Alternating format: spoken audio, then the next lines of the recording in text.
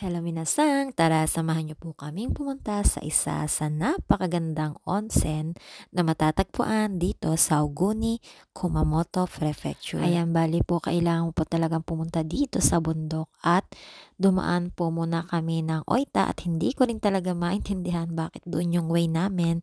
Pero ang bagsak po ng destination namin ay dito din sa Kumamoto. So, pagdating mo nga dito ay makikita mo agad yung mga umuusok-usok sa paligid. At yan po ay natural hot spring po dito at lalong-lalo na po sa Oitaken ay napakarami po talaga First time ko nga pong makapunta dito at hindi ko po alam ang itsura ng loob ng aming pag-oonsenan. At tara po, samahan niyo po kami pumunta sa counter para makita ang itsura ng loob. At yan din po yung mga price at yung itsura ng loob ng onsen na gusto nyo pong pag-stay. Nakalagay po dyan sa picture yung loob ng onsen at kung ilang minuto po pwede pong mag-stay sa loob ng onsen. At bago nga po kami tumuloy sa aming pag-onsen ay naglaga po muna kami ng kamote. Ayan, bumili po kami ng lalagyan worth of 200 yen.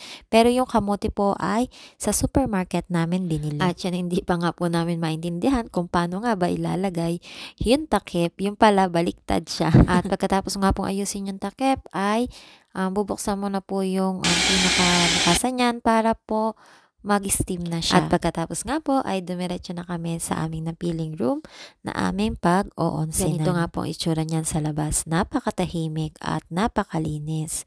Well, kahit sa naman po dito ay talaga namang malinis. At pagpasok mo nga po sa loob ay ito po yung unang bubungad sa iyo. Ayan, may laboratory, may salamin at ito po yung pinaka-highlights ng lahat. Yung bathtub or yung pag-oonsenan or papaliguan. At yan din to ka nga muna maliligo bago ka lumublob doon sa tubig.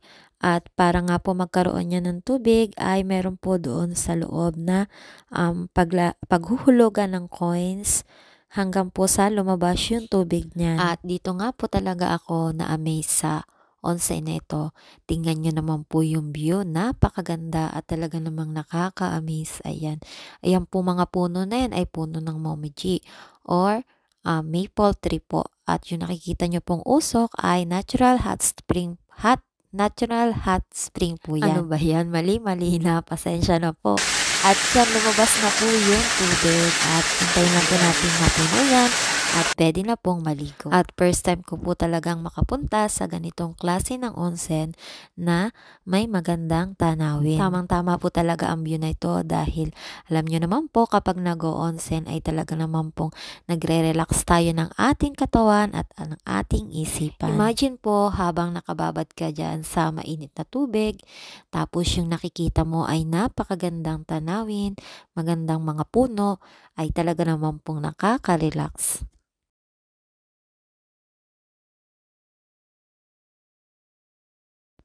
At yan nga po, tapos na kaming mag-onsen at babalik na po kami sa itaas para kuhanin yung nilaga namin kamote.